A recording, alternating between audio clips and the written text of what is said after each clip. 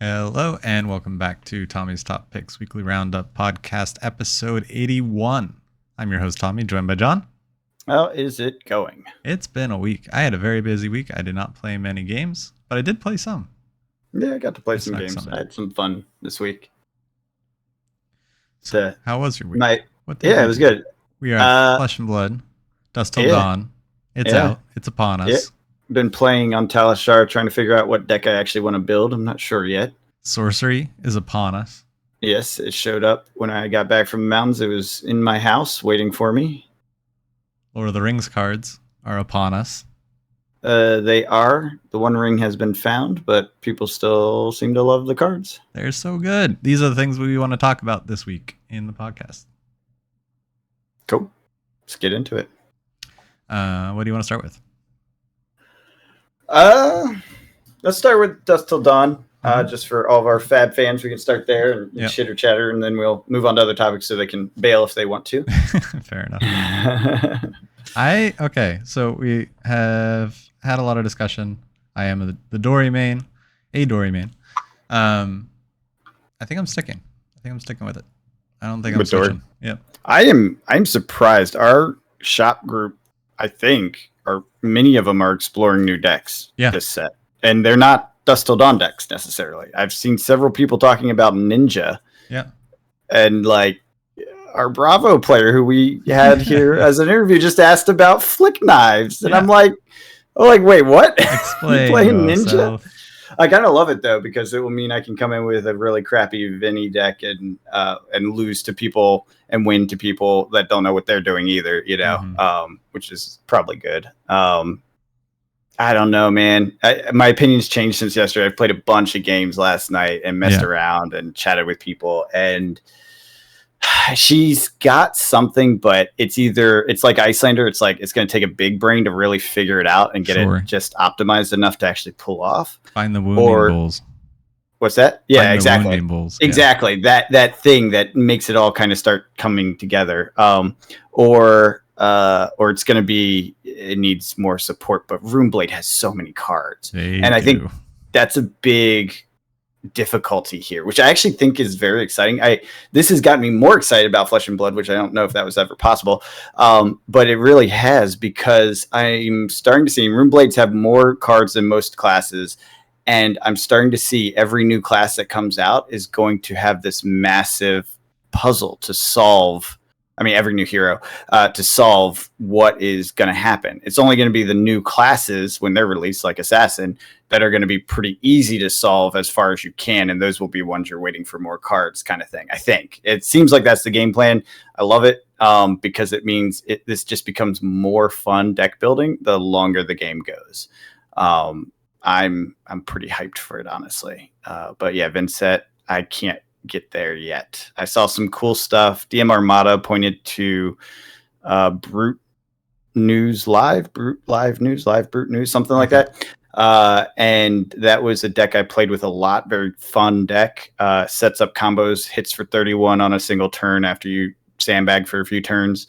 Can do it fairly consistently. I saw some people talking about being able to do it twice in a game. I don't know how. I haven't figured that out yet. But people are saying they're doing it pretty consistently twice in a game using a similar style.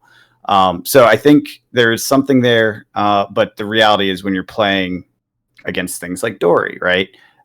If you sandbag and you can't do it efficiently, you're going to get overwhelmed by setup type decks like a Dory that builds those pluses, or a Dromai that builds board Dragons, state. Yeah, exactly. Anything that's going to be able to build a board state while you're building your combo is going to beat you right now. I think it seems so. That's where it's at least so far. This is only like day 3 of really testing for me. Right. So there's still lots of room, and no one seems to have solved it. But it does seem the consensus is she's mid at best right now. But I think that's what they said about Icelander too. The people in the chats don't really know what they're talking about most of the time.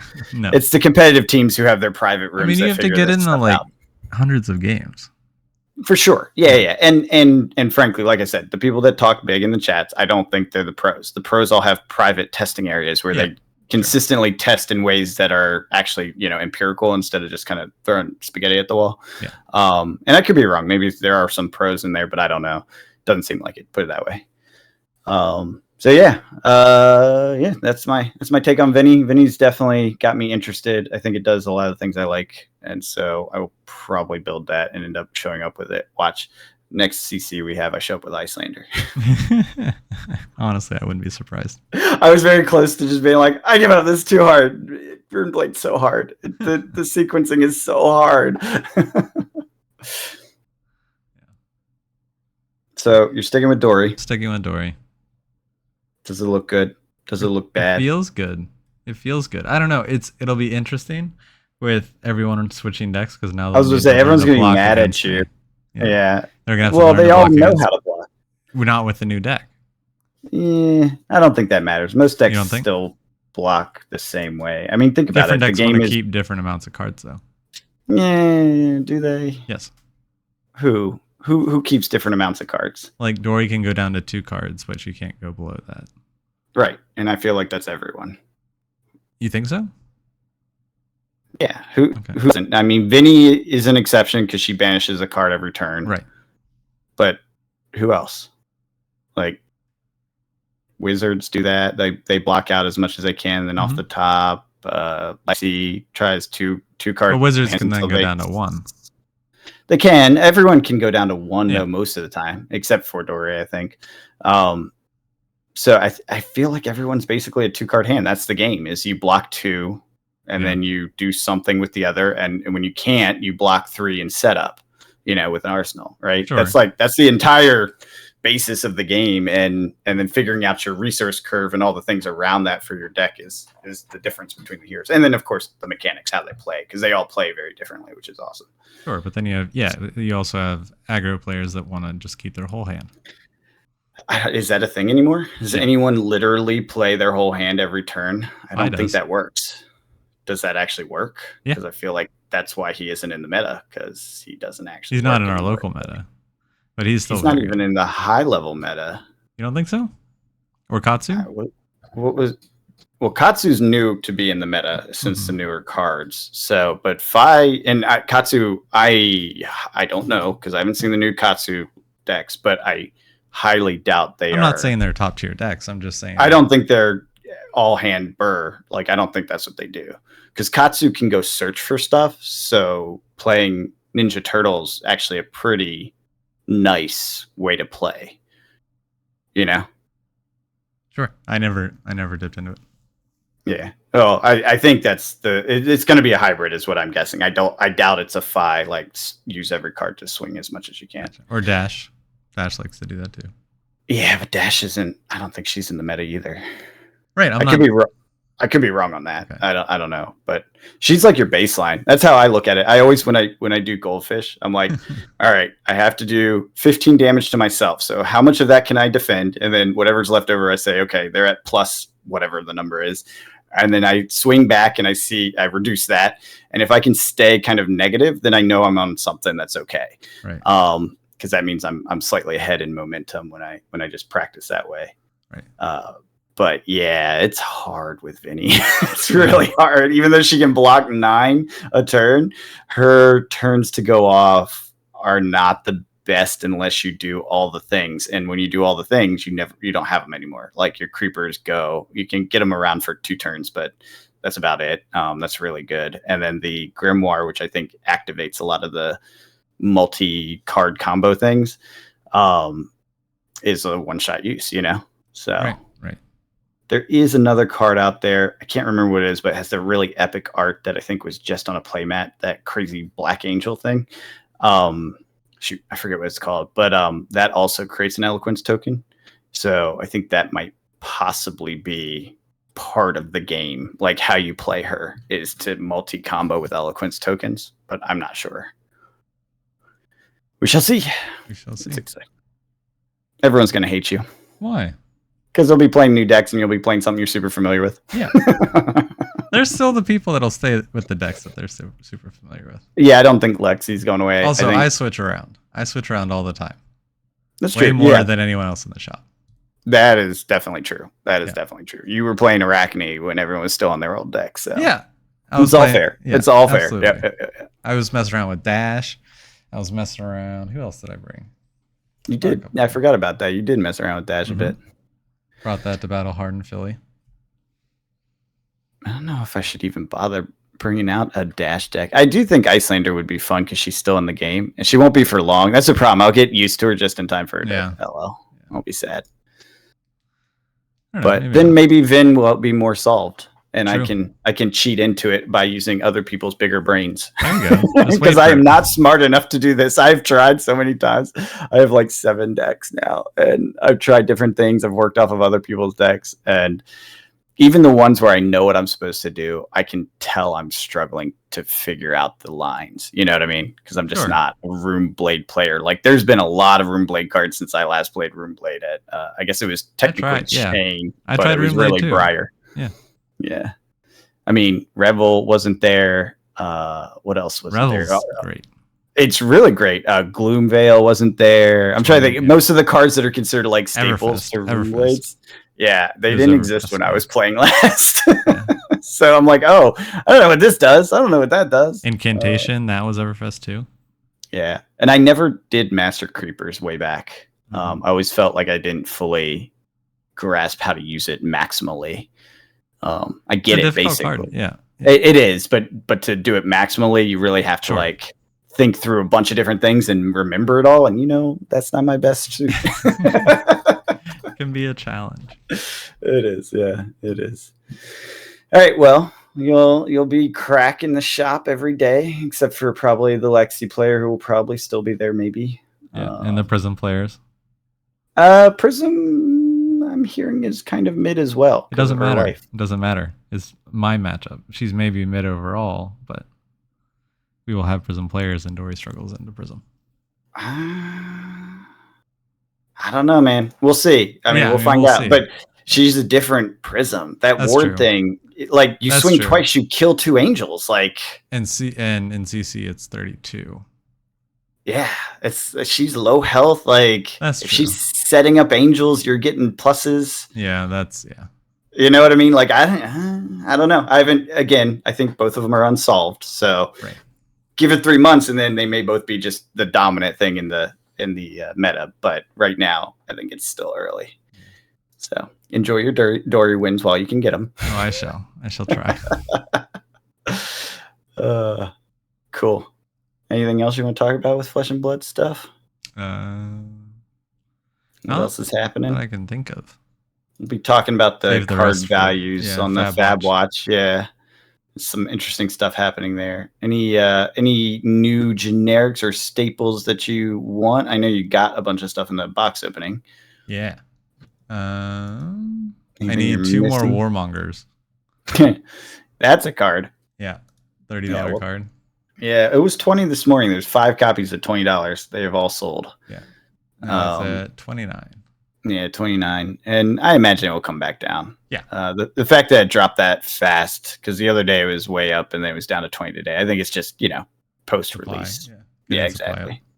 Yep, it'll get there. It'll probably be a $15 card. It's an M generic, right? They tend to rest around that 10 to 15 depending on usability. What's the use case? Why is everyone so hyped about this card? Do you know? Yeah, so it's the blue 0 cost 3 block, starting with the hero to your left. Each hero chooses war or peace. If they choose war, the only actions they may play or activate during their next turn are weapon and attack actions. If they choose peace, the only actions they may play or activate during their next turn are non-attack or non-attack actions.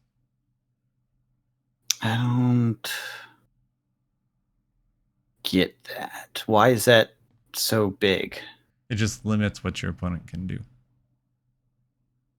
I mean, it just forces a setup turn. If they have a non-attack hand, it forces them to swing minimal. Yeah. I mean, it's still a setup. Well, no, they can swing with attack actions. That's the thing. It's attack actions or weapons. So it doesn't really stop anything. I mean, I get the 3.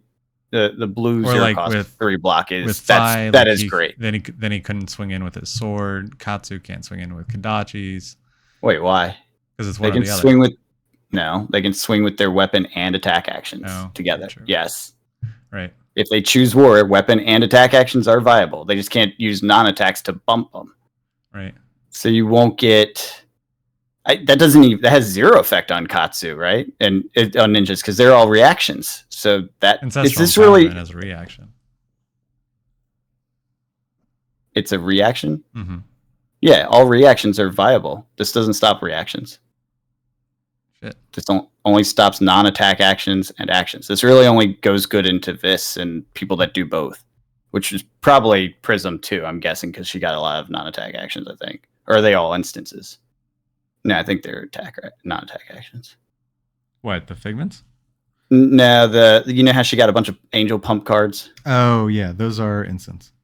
Oh, then it doesn't even stop that. So this is... I don't understand. Why is this... I mean, okay, blue 0 costs 3. That alone is... It's good. That's good, period. Like, you don't even need to read the rest of it to say it's good. But, yeah, the functionality I'm not understanding. Leave a comment below if you understand why everyone loves this card and I don't. I haven't looked into it much. It may... I mean, like, for me, Vinny's probably the least affected the way I want to play her, because I'll just turn it into a setup turn, which is a good 50% of my turns anyways. A setup turn's not the worst thing in the world. Right. And block out, you know. I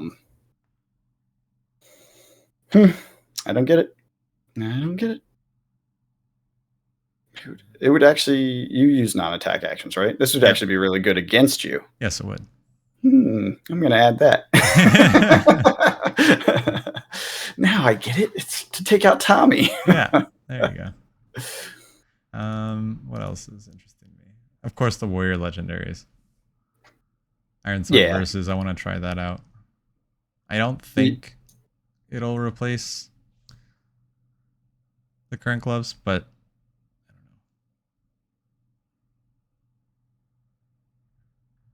know. Seems more aggressive. Yeah. So this one's your next sword attack this turn gets when this hits a hero, create a courage token. Well, basically, pay 1, create a courage token, because it's you. You can always choose when you hit, basically. Not entirely, but you're very effective at coming over the top of whatever blocks are there. Right. But you have to do this before, so you're kind of showing your hand, opposed to Brave Forge Bracers, where you have already hit, and then you can choose to pay the resource for your next What's attack. Brave Force's block? 2 Battle Worn, opposed to 2 Temper. Yeah, this seems just straight up worse. Right? Yeah, I don't know Warrior well enough, but it just seems straight up worse. And Courage Token is... That can go on attacks too, right? Don't remember. Let's look. Courage Token. When you play an attack action card, yeah. So I guess like on a CNC, I guess this could be better, because then you can use the buff for attack action cards. So like you could get a CNC coming in for 7. Yeah, but you don't... I mean, you don't care about CNC that much, do you? I play 3 CNCs. Okay. So then blocking 7 CNC is a lot harder than blocking a 6 CNC. But it's telegraphed. Right. So, yeah. You don't know if that +1 is going to be on a weapon swing or... Yeah, you do. Because it's you have a courage token out and you swing with CNC. I know it's going to be coming at me for 7. It's not like a surprise. No, yeah, right. Yes. Yeah, it costs a little bit more. Yeah. What I'm saying is you don't know if it's going to be a CNC or it's going to be a second weapon swing. True. When the courage token comes out. That's true. The next courage. Yeah, I could see, especially, I don't know. You don't run a very tight curve, though, or at least when you beat the crap out of me, it didn't feel like it was that tight on getting over the top. My current deck is not very tight. My previous one was. Yeah, so maybe it was kind of designed around that old way of playing. Yeah. So that was around where like you paid 1 for a pump, 2 for the 2 weapons, like a pump a go again. Mm-hmm. You paid 1. And then 2 weapon swings, that's 3. So that's 1 blue. So you save 1 go again and a blue. Get through 2 attacks, maybe. And then at least pull cards from hand. And then reset. And that's where that whole block with the other 2 comes in. If necessary. Or if you think you get more value out of holding them, because if your opponent's not presenting that much, then you keep them. Or if you have an on-hit that you really want to hit. Like when I hold my whole hand, it was those turns where it was like Iron Song, determination with glistening steel blade. So the dominate and the threatening of counters. Gotcha. That's the big combo they try and set up. But. Yeah, the dominate combo is disgusting and annoying. And I hate it. Yeah. I mean, I'm definitely going to mess around with it. I'm not writing it off. I haven't played with it yet. Yeah. We'll maybe there's something, like I said, it seems worse to me, but I don't know. Yeah. The temper is my thing. Opposed to Battle War. So here's the big question. Yeah. How will you play into Levia? Because I have a feeling we're going to have 3 or 4 of them. I don't know how Levia plays. Brute?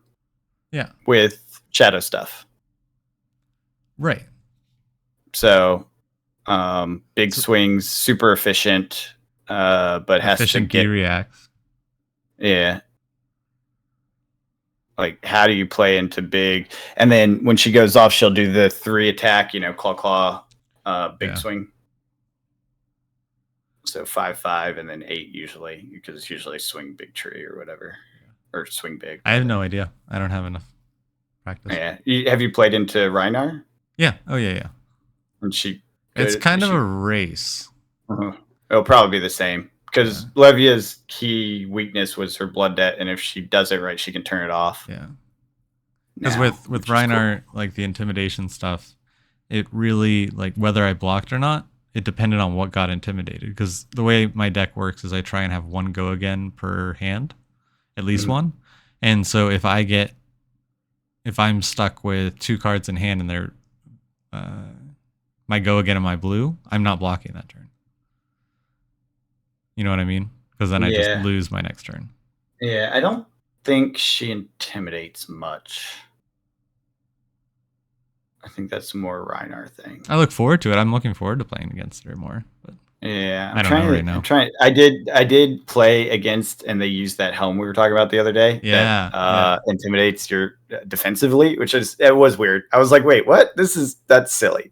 Yeah, it did not have an impact on my turn at all, but it would be very good against Dory, I think. Sure, yeah. But is it better than Crown and hand correcting? I don't know.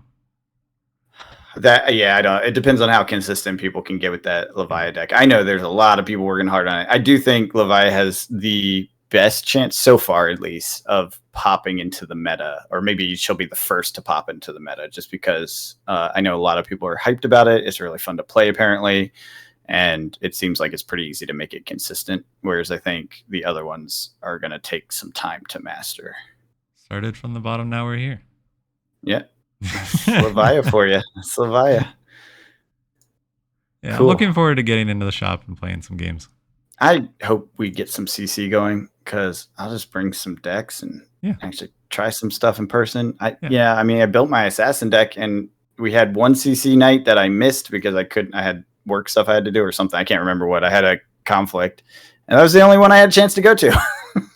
It sucked. So whatever. Yeah, I know we're having some coming up. Might be worth it to set up a CC night, just casual. Yeah. Try to get people on it, because I imagine more like some of the, I was about to call them senior people, some of the some of the seniors at the old heads. Yeah, no, the veteran flesh and blood people will show up for that, right? Because they want a chance to run their CC decks. Cool. On to the next topic. Yeah. You want to talk about sorcery? Yeah. Going crazy. It's out of control. People really like it. Apparently. Yeah, they really do. I mean, I bought a bunch of stuff on the Kickstarter, and I posted it on eBay, and it sold like within seconds. I was shocked. So I posted another one, and it sold within seconds. And then I was trying to figure out how to post some other thing, and I got a contact like, do you have more to sell? And I was like, well, no, because I wanted to keep them. Yeah. And he's like, what if I offer you ridiculous price? I was like, okay, I could do that. So ended up buying a bunch of stuff, and like 3 things from me. So I ended up selling my binder, which is a little sad, but not too sad, because like it's a binder. binder. I could get another binder, and they bought it for way more than I paid for it. So I was like, okay, you're fine. And then I sold 3 of my 5 boxes. So I have 2, one shelf, one I may open someday. But the way this is going, I may just sell it and keep the 1 box for the shelf. Yeah. Because beta's coming out, and I'm just gonna play with beta because here's my original thought was I'd have a whole bunch of alpha cards, and I'd have the binder, and I'd be able to get a full collection with 5 booster boxes. No problem. Should be able to get a full collection, right? No. This is what made me sell them, because the answer to that is no, not even close. Which is also probably why the demand's so high. And there's no TCG player, so. Yeah, not yet. There are single shops, though. They do exist. But it's like the supply on this is just not hitting demand for people that want the art collection, of alphas. So yeah, I'll hold on to some booster boxes, and maybe someday I'll sell them for 10K or something when the game is super popular 10 years from now. I don't know. I think so. Maybe. I think it hits a certain market. It definitely does. Like, the gameplay's fun, the art's beautiful. Assuming they can keep it going and there's no financial / business issues with it, right. I think they'll be fine. And Eric, the creator and founder, knows games. He doesn't know card games, but he knows games. So I have a feeling he'll be all right on most of it. But we'll see. We'll see what happens. It does look gorgeous. I'll tell you that. Yeah. But I will be opening beta instead. All of my plans for alpha is going to be beta instead, because I'm like, you know what? I'm not going to do that right now with this, because it is clearly going nuts. Yeah. So yeah, I paid for my entire Kickstarter ×2, I think, with just the 3 boxes. Nice. I think that's right. Yeah, so I have all my play mats, which I have a bunch of. I have, and then I sold the pad, and I have the 4 elemental decks, which also probably be worth holding on to, because it's the first pre-con. So I have a feeling those will go up, assuming the game sticks around as good. Those will probably go up too. And then 2 alpha boxes, and everything has alpha logos on them, so it's pretty clear that you're on alpha, right, with this stuff. So I think it's it's pretty good. I like it. Yeah, the art's gorgeous. I do want to play it though. God damn it, beta. I thought it was like up 2 months. Yeah, I thought it was too soon for them to release that, but really, I kind of wish it was here already. Yeah, which is weird, but I get it. Yeah, we're in that in between phase. Mm-hmm. But really, how many times are you gonna get a chance to play it between now and then, though? Like maybe once or twice. That's fair. Yeah, probably. With probably all the not other that things. many. Yeah. Yeah, and if I really wanted to play it a lot, then I'd just play on TTS. Yeah, because that's where the leagues are happening, I think. Yeah. So, and there's a league Discord you can join where they set it up, and you can be part of it and play competitively, play against other people, just have fun, etc. And I think it's all through TTS. It seems pretty cool. I signed up for it, and then I didn't actually play, and they messaged me. They're like, "Do you actually want to play?" And I was like, "I forgot about it. Honestly, I have like 400 Discords." So, but yeah, it's pretty cool. So, what did you end up getting for Sorcery? I got the elemental decks, the starter decks. Mm-hmm. I got 2 booster boxes, a playmat, and then that test pack or whatever. Oh yeah. I actually haven't looked. What's the test pack going for? Have you seen any? I don't even know what's in it, honestly. I think they're all this. They should all be the same. We were talking It's about not it in the Discord. Oh, okay. The pledge pack. Is it just like the little weird tokens and stuff? Maybe. One of them sold for 100, another 110, another for 99. What in the world? Especially if it's all the same. Pretty sure it is. I'm pretty sure that's what we figured out in the Discord. Okay. That's crazy. That's Isn't a it lot wild? of money for a free pack. Yeah. Okay. Yeah, this thing has gone insane. Okay, so Grand Archive. You had a bunch of that stuff and sold it. Yeah. Is this better or worse than Grand Archive in its release hype?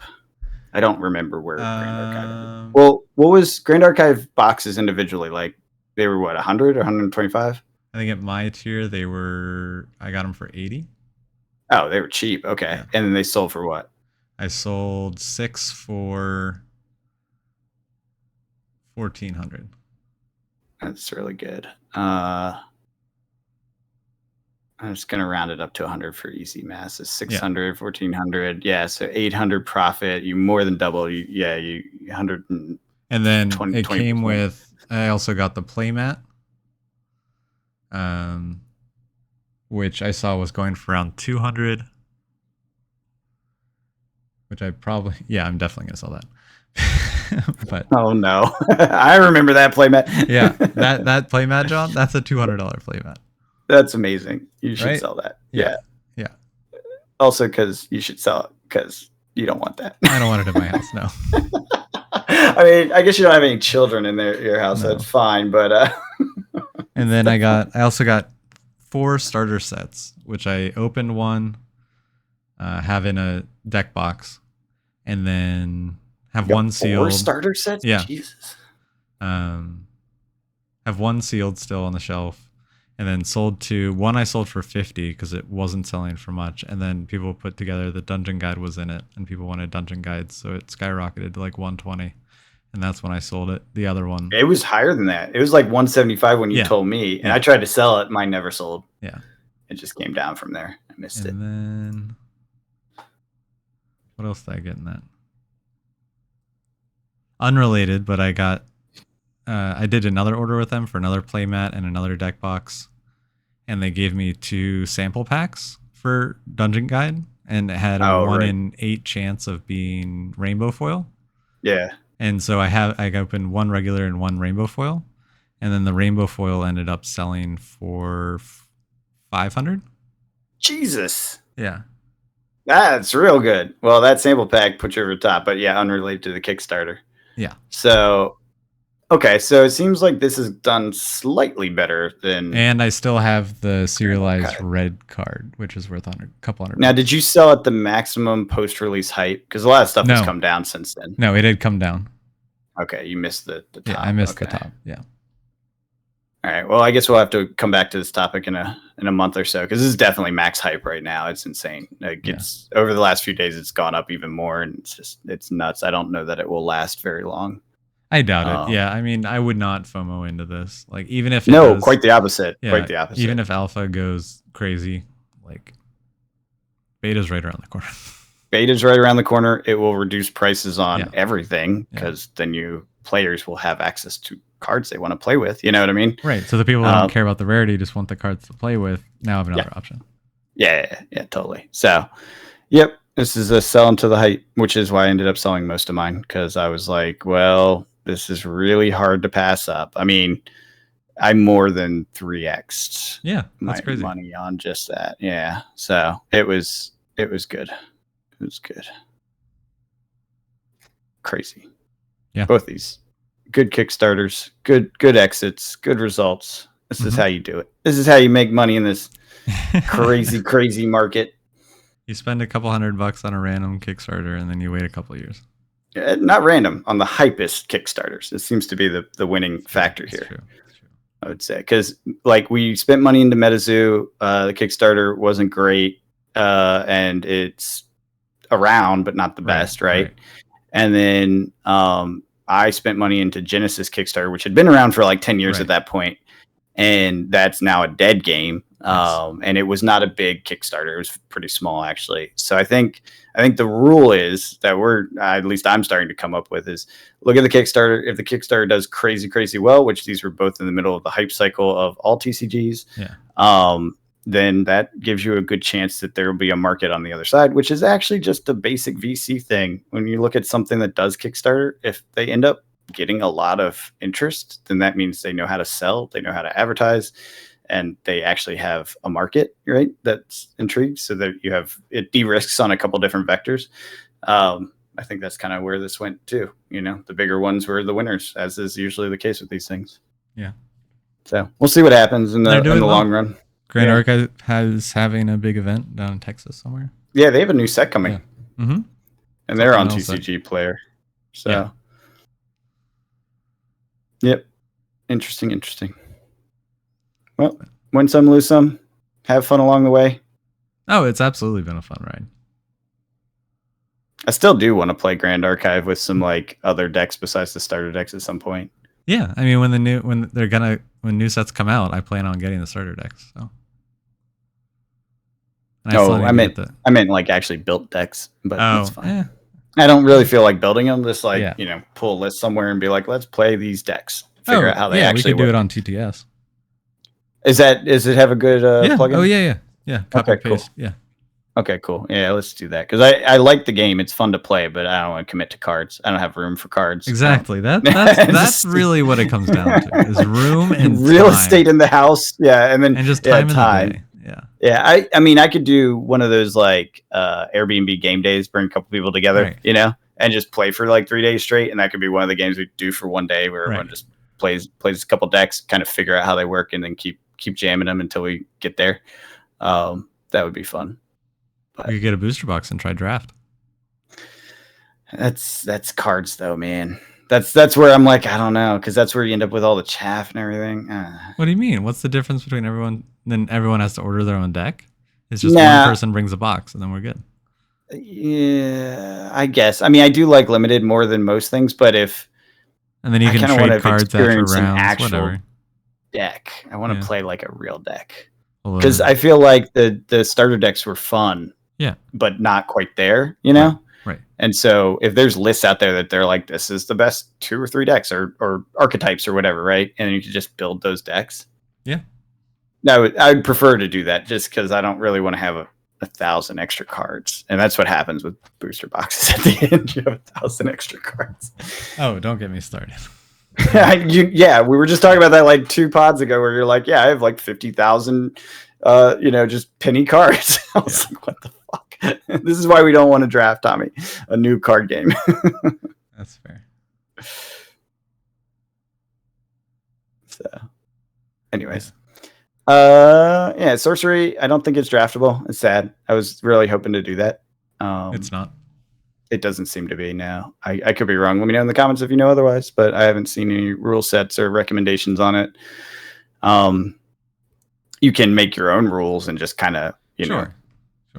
BS draft is fine, but I think I just get some constructed decks together in beta and have people play and be like, here's the theme of this deck. Here's it, because it's so like thematic the way you build decks. There's like kind of a wizard story, I guess, if you will, that you just be like, this is the one that likes to do underground stuff. This is the one that likes to do, because it's not even elemental, and the main sorcerers most of them are not elemental. In fact, I don't think any of them except the 4 are.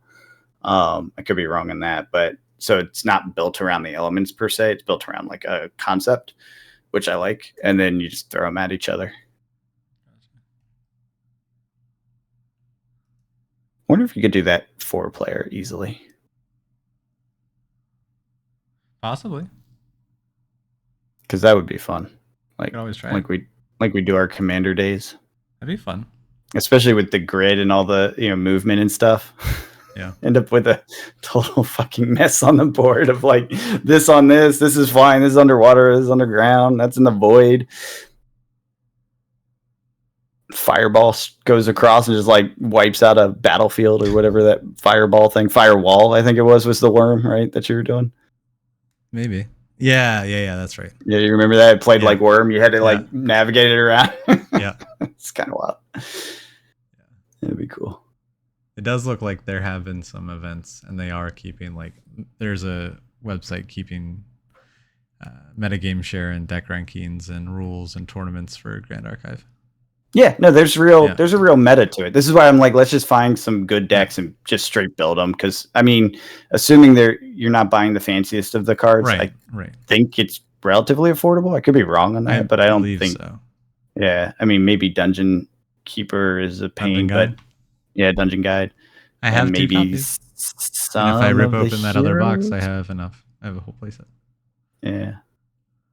So, and same with Sorcery. They have a social play thing for stores. They're pushing out to stores now and doing all sorts of stuff. Nice. Yeah. So, yep. Yeah, I don't know. I wish there were more hours in the day to play all these great games. Just got to be a professional game player. Sounds expensive. It is. you also, and this is my big limiter, you have to be good. Yeah, right. Exactly. That's the other thing. It is never in my future. I know. But I did get to play some. Speaking of Commander, briefly, I did get to play Lord of the Rings Commander. Jillian and I whipped out some of the Lord of the Rings Commander decks. I played the Frodo and Sam deck, and she played the Eowyn deck. It was a lot of fun. That's good. Now, wait. Did you waste your I will play it once? Was this the once? That was the once. No, because I wanted to play it's 4 decks, right? I wanted to do the round table with it. Oh no, that was just like the 2 of us. She'll do the 4, yeah. She'll do a round table. Yeah, because she prefers that, right? Yeah. Exactly. It's the one-on-one. Yeah. I was like, no, don't waste the one. No. One-on-one, yeah. Got it. How did she like it? It was good. She won. Okay. Eowyn's good at yeah, it's like every time you create a human, I forget if it's soldier or not, but I think it's just every time you create a human under your control during the combat phase, create 2 2/2s with haste and trample. Okay. I think. And so basically every time you're playing a human and then making 2 more when she attacks. Yeah, that's is it like a white weenie deck sort of thing? Red, like white warrior, like soldier. Interesting. Yeah. The red is an interesting thing because those are usually aren't those artifacts usually or something? No. Does she in Magic? No, it's usually white red. Like a soldier. Oh, you're right. Actually, now I think about it, the one that did the God, I can't remember the name of any of the cards now. The Winnow something. Every time she swings, something else comes out, and then they are swinging 2, and it had like crazy combos. Yeah. So it's that kind of style. That's cool. That's fitting. Yeah, it was fun. It was close. I got the ring fully tempted. Frodo's a nasty ring bearer, which it makes sense, but right. And then they have the partner mechanic. So when you play Frodo turn 2, because he's 1 white, 1 black, you can search your deck for Sam, put it into your hand, and then play him because he costs 3 the following turn. And then he generates food, which then buffs and allows you to draw with Frodo. It's awesome. It sounds thematic and fun. I love that. Yeah. That sounds so fun. I started the game off with a gilded goose. Did you get a brace of conies? I did not. But I did get a prize pig. Like my mom was sitting in the room with us when we were playing. And I was like, I play prize pig. And my mom was like, wait, what? What? That's so funny. It was fun. What else did I play? I think that's really it. I dove into a Star Wars book, totally unrelated. But that's what I do when I'm at the beach. Comic World? No, book. Oh wow, interesting. Yeah, called Brotherhood. Takes place during the Clone Wars, when Anakin first becomes a Jedi Knight, and then Obi-Wan becomes a Master and temporarily joins the Council. Is it official or is it non-Disney? It's Disney. Is Disney okay? Yeah. Okay, because there are books. There's a lot of books before Disney took over. But. Yeah, so those are all legends. They're being printed in like black and yellow covers now. Okay. And then the Disney Canons one will have the Disney logo on the back. Okay. Interesting. Yeah, but we just covers. Totally jumped target. We did. Topic there, but just Star Wars, so whatever. Yeah. Speaking of Star Wars, I'm really actually looking forward to that game next year. Oh, really? Why? Mm-hmm. I don't know. I've been following it, seeing some of the cards and stuff, and it just seems really fun. I mean, I'll play it. Absolutely. It's Star Wars and card game. You can't really not. Exactly. But I don't think I'm going to collect that one. No. If Red Caps does start up, I probably will go to the first couple events. See how it Do you think they will? I think they will. They carry a lot of Fantasy Flight stuff. So. Here's a question. Yeah. Have we heard about Lorcana? It's on TCG Player. Yeah, no, but remember the lawsuit that threatened to freeze its release date? Wasn't the release date like next month? August, yeah. Yeah, so have we heard? Is it frozen? Is it not frozen? Or do we not know? I don't know. Yeah, I haven't heard. I If you haven't heard. know, leave a comment because I haven't heard anything since the lawsuit. So I have no idea if it has been if it's been locked out of release or not. Yeah, August 18th. Woo, it's crazy. That lawsuit. That's nuts. These cards. Have you seen the Oh. prices of these promos? The Lorcana ones? Yeah. Oh yeah, they're insane. Disney's a collectible thing. Just yes, no, Disney. I know. You know, like yeah. there's like lunch boxes that go for ridiculous amounts of money. Okay. Looks like it's still expected to release. The promo set with the 6 cards is selling for $15,000 on TCG Player. Yeah, there's only one seller. But out of control. Out of control. That's insane. Yeah, I'm sticking clear of this one. I'm just no longer interested. I was never really that interested. I'm not a Disney person. I have friends who really are, and I have no problem with it. I respect it. I grew up on it. I love it, but it's not relevant to my life now. I mean, I saw some of it when I was a kid, but I was never one of those like, I love Disney this, Disney that. Like, it's like, I saw Beauty and the Beast because now if this came out. If this game starts going south and they make a Star Wars set and a Marvel set, well, that's a different story. That's a different story. That's then I'm learning that game, and then it's going to be like Lord of the Rings, where I play exclusively in that set.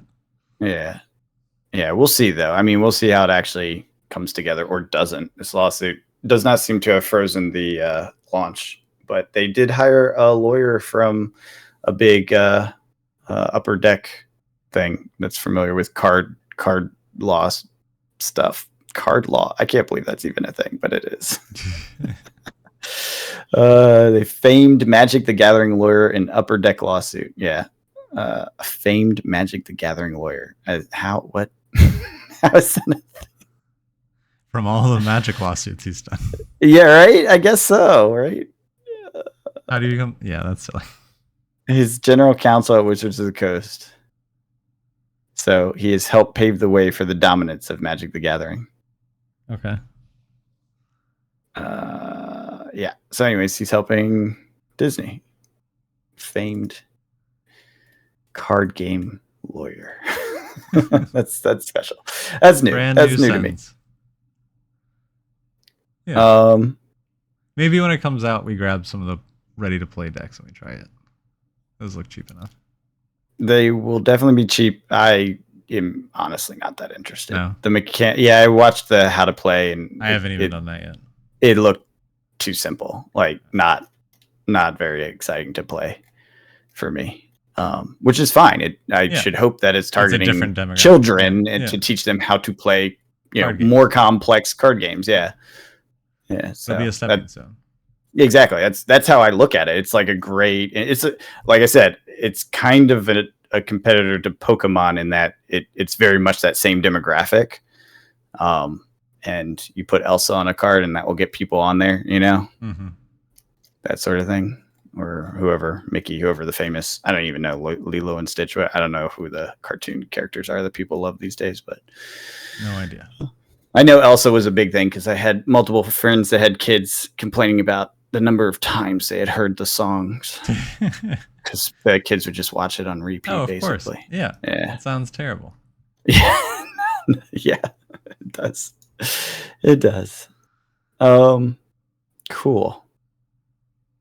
Now that we've gotten banned by Disney and everyone hates us because they love Disney. Fine. What else is there to chat about this fine week? I don't know.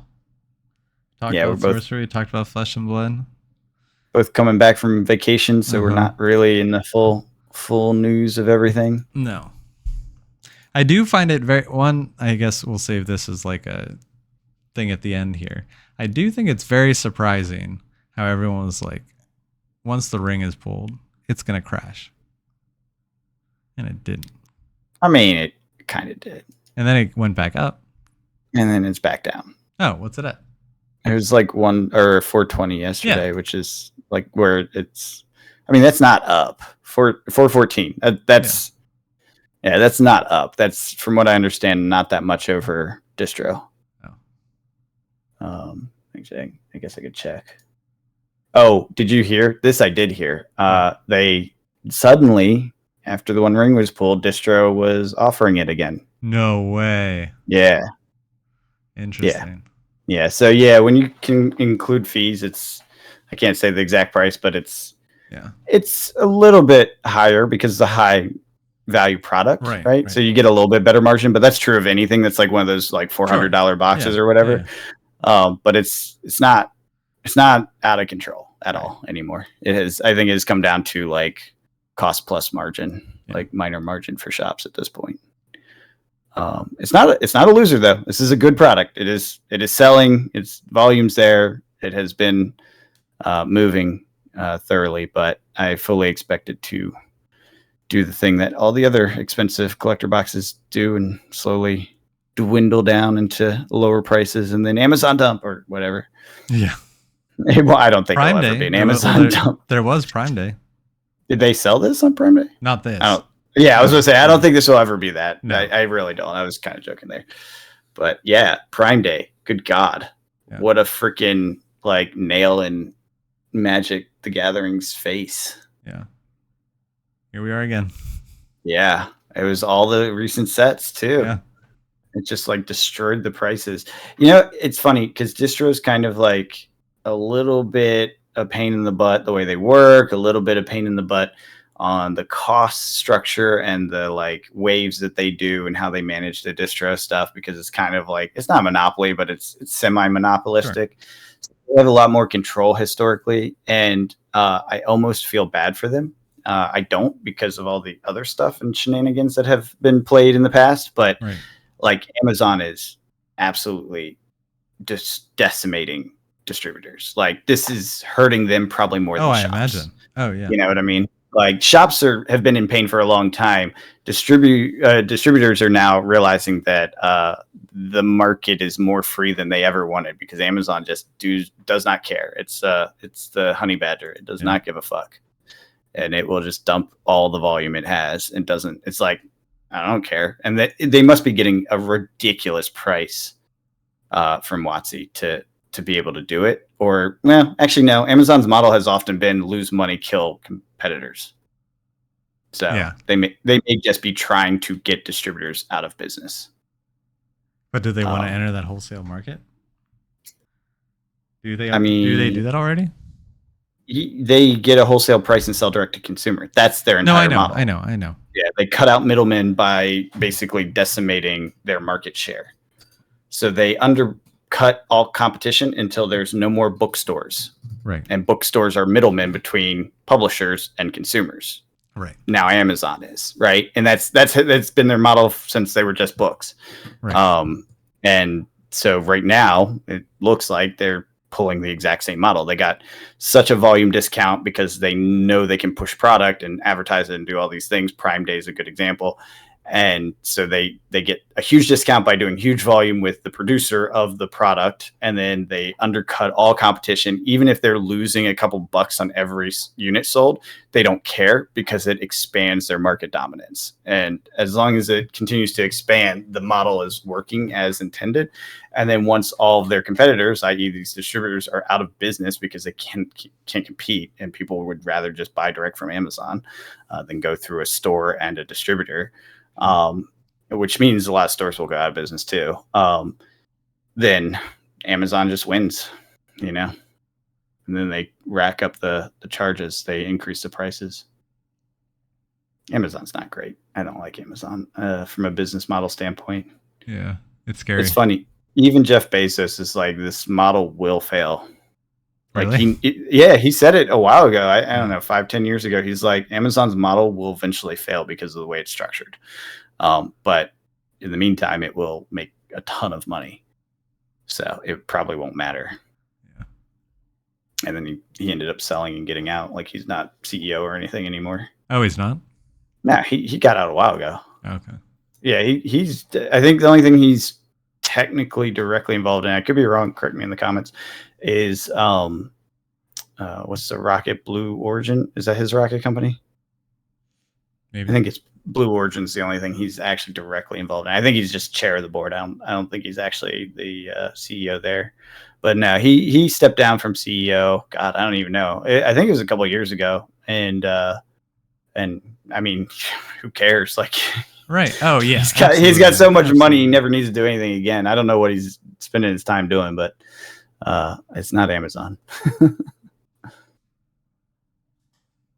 Cool. Well, anything else before we wrap this up? I don't think so. All right. Well, until tomorrow when we're watching some Fab, we'll talk to you guys later. Have a good one.